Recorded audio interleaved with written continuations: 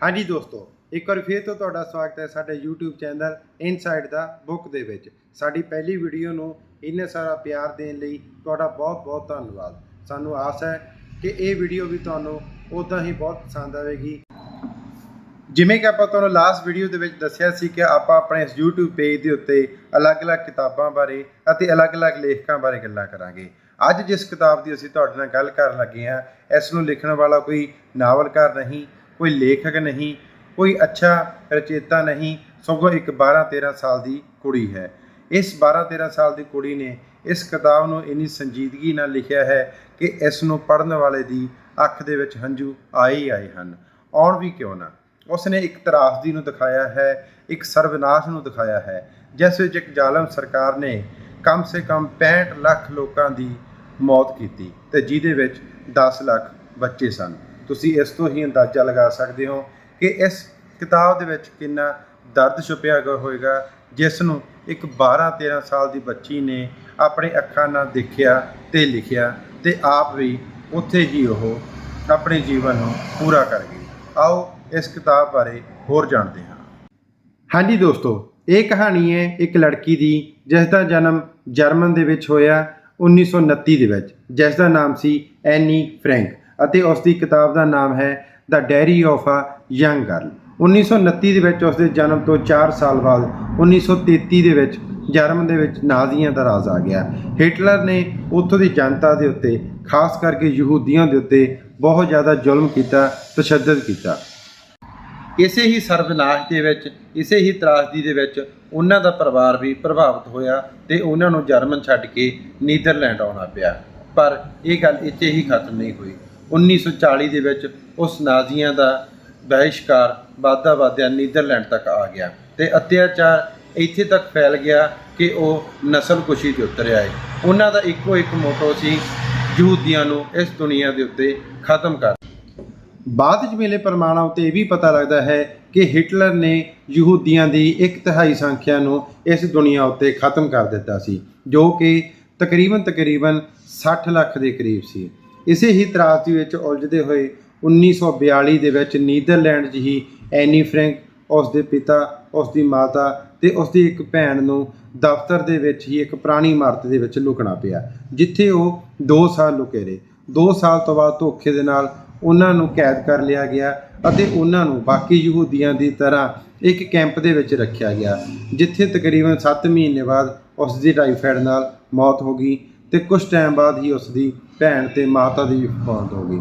ਉੱਥੋਂ ਬਚ ਕੇ ਆਇਆ ਉਹਨਾਂ ਦੇ ਪਿਤਾ ਤੇ ਇੱਕ ਉਸ ਦੀ ਡਾਇਰੀ, ਜਿਹੜੀ ਕਿ ਉਸ ਦੇ 13ਵੇਂ ਜਨਮ ਦਿਨ 'ਤੇ 1942 ਦੇ ਵਿੱਚ ਉਸ ਦੇ ਪਿਤਾ ਨੇ ਉਸ ਨੂੰ ਗਿਫਟ ਕੀਤੀ ਸੀ। ਤੇ ਉਹ 2 ਸਾਲ ਦਾ ਅਤਿਆਚਾਰ ਦਾ ਮੰਜ਼ਰ ਉਸ 12 ਤੋਂ 13 ਸਾਲ ਦੀ ਕੁੜੀ ਨੇ ਉਸ ਡਾਇਰੀ ਵਿੱਚ ਲਿਖ ਦਿੱਤਾ, ਜਿਸ ਨੂੰ ਬਾਅਦ ਦੇ ਵਿੱਚ ਕਿਤਾਬ ਦੇ ਰੂਪ ਵਿੱਚ ਪੇਸ਼ ਕੀਤਾ ਗਿਆ। 1947 ਦੇ ਵਿੱਚ ਉਸ ਦੀ ਇਹ ਕਿਤਾਬ ਡੱਚ ਭਾਸ਼ਾ ਦੇ ਵਿੱਚ ਛਾਪੀ ਗਈ ਤੇ 1952 ਦੇ ਵਿੱਚ ਫਿਰ ਇਸ ਨੂੰ ਇੰਗਲਿਸ਼ ਦੇ ਵਿੱਚ ਅਨੁਵਾਦ ਕਰਕੇ ਪਬਲਿਸ਼ ਕੀਤਾ ਗਿਆ ਤੇ ਇਸ ਦਾ ਨਾਮ ਰੱਖਿਆ ਗਿਆ The Diary of a Young Girl. ਤਕਰੀਬਨ 70 ਸਾਲ ਕਾਪੀਰਾਈਟ ਕਰਕੇ ਇਹ ਸਿਰਫ 5 ਭਾਸ਼ਾ ਵਿੱਚ ਆਈ। 2017 ਦੇ ਵਿੱਚ ਇਸ ਦੇ ਅਨੁਵਾਦਕ ਜੋ ਲੇਖਕ ਸਨ, ਉਹਨਾਂ ਦੀ ਮੌਤ ਤੋਂ ਬਾਅਦ ਇਹ 65 ਭਾਸ਼ਾ ਦੇ ਵਿੱਚ ਛਾਪੀ ਗਈ। ਹੁਣ ਤੱਕ ਇਹ ਬੁੱਕ 70 ਭਾਸ਼ਾ ਦੇ ਵਿੱਚ ਅਲੱਗ-ਅਲੱਗ ਦੁਨੀਆ ਦੇ ਕੋਨਿਆਂ ਦੇ ਵਿੱਚ ਪੜ੍ਹੀ ਜਾਂਦੀ ਹੈ। ਉਸ ਦੀ ਇਹ ਡਾਇਰੀ ਇੱਕ ਡਾਇਰੀ ਹੀ ਨਹੀਂ ਰਹਿ ਗਈ। ਡਾਇਰੀ ਤੋਂ ਕਿਤਾਬ, ਕਿਤਾਬ ਤੋਂ ਨਾਟਕ ਅਤੇ ਨਾਟਕਾਂ ਤੋਂ ਫਿਲਮਾਂ ਦਾ ਰੂਪ ਵੀ ਉਸਨੇ ਹਾਸਲ ਕੀਤਾ।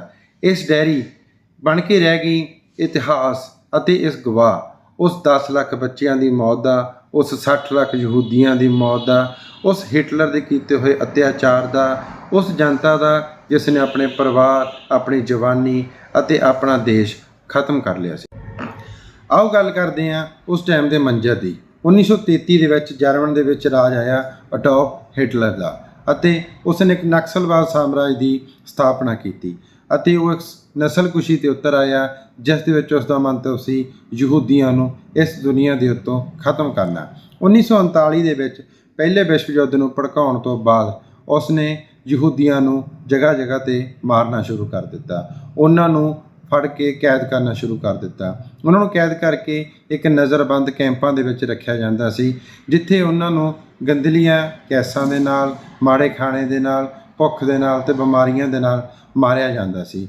ਇਹ ਸਰਬਨਾਸ਼, ਇਹ ਅਤਿਆਚਾਰ ਕਿੰਨਾ ਮਾੜਾ ਹੋਵੇਗਾ, ਇਸ ਦਾ ਅਨੁਭਵ ਤੁਸੀਂ ਇੱਥੋਂ ਲਗਾ ਸਕਦੇ ਹੋ ਕਿ ਉਹਨਾਂ ਕੈਂਪਾਂ ਦੇ ਵਿੱਚ ਟ੍ਰੇਨਾਂ ਭਰ ਕੇ ਆਉਂਦੀਆਂ ਸਨ ਅਤੇ ਲਾਸ਼ਾਂ ਦੀਆਂ ਟ੍ਰੇਨਾਂ ਵਾਪਸ ਜਾਂਦੀਆਂ ਸਨ।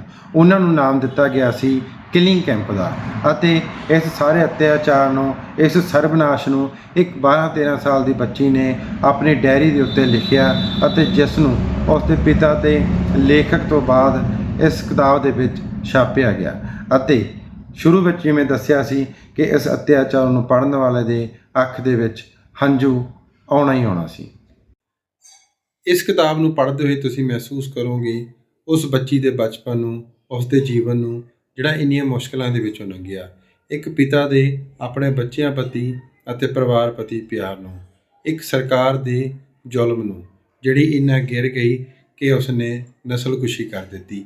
ਅਤੇ ਇਸ ਦੇ ਨਾਲ ਨਾਲ ਸਭ ਤੋਂ ਮੇਨ ਚੀਜ਼ ਜੋ ਤੁਸੀਂ ਮਹਿਸੂਸ ਕਰੋਗੇ, ਇੱਕ ਛੋਟੀ ਬੱਚੀ ਦੀਆਂ ਲਿਖੀਆਂ ਹੋਈਆਂ ਲਿਖਤਾਂ ਜਿਹੜੀ ਕਿ ਅੱਜ ਦੁਨੀਆ ਦੇ ਵਿੱਚ ਸਭ ਤੋਂ ਵੱਧ ਪੜ੍ਹੀ ਜਾਣ ਵਾਲੀ ਕਿਤਾਬ ਦੇ ਵਿੱਚ ਤਬਦੀਲ ਹੋ ਗਈਆਂ। ਅੱਜ ਦੇ ਲਈ ਇੰਨਾ ਹੀ, ਧੰਨਵਾਦ। ਇੱਦਾਂ ਦੀਆਂ ਅਤੇ ਹੋਰ ਕਿਤਾਬਾਂ ਦੀ ਜਾਣਕਾਰੀ ਲਈ ਸਾਨੂੰ ਸਬਸਕ੍ਰਾਈਬ ਕਰੋ ਅਤੇ ਵੱਧ ਤੋਂ ਵੱਧ ਲਾਈਕ ਕਰੋ। ਤੁਸੀਂ ਕਿਸੇ ਹੋਰ ਆਪਣੀ ਸਪੈਸ਼ਲ ਕਿਤਾਬ ਦੇ ਬਾਰੇ ਜਾਣਨਾ ਚਾਹੁੰਦੇ ਹੋ, ਉਹਦਾ ਰਿਵਿਊ ਕਰਵਾਉਣਾ ਚਾਹੁੰਦੇ ਹੋ ਤਾਂ ਕਮੈਂਟ ਦੇ ਵਿੱਚ ਜ਼ਰੂਰ ਦੱਸੋ। ਧੰਨਵਾਦ।